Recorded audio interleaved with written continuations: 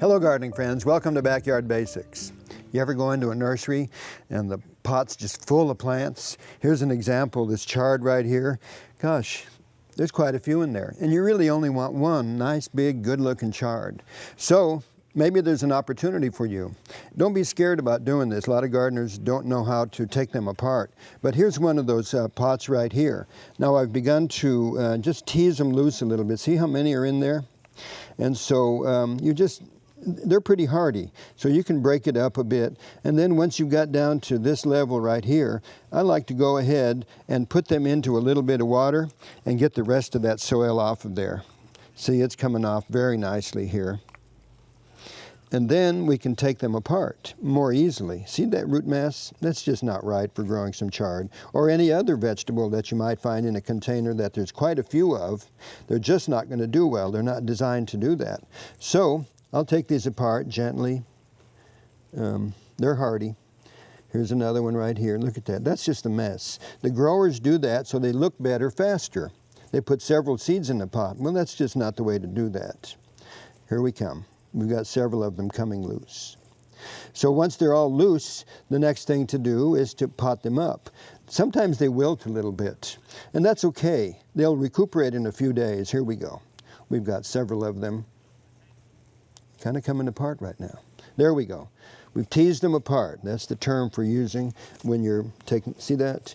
Look how many chards we have at this point. And there's several more in here. Look, there's another 3 to work with.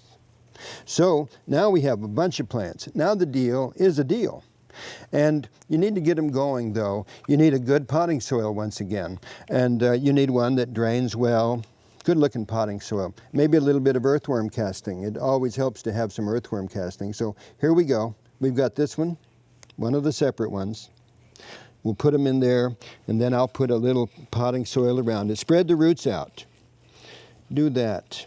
You'll be able to get a better plant standing up much better if you can just get some soil around it. Won't hurt at all. Look at that. Now we have one chard, and then here, these have multiple colors also. This is like a rainbow in the garden. I really like this.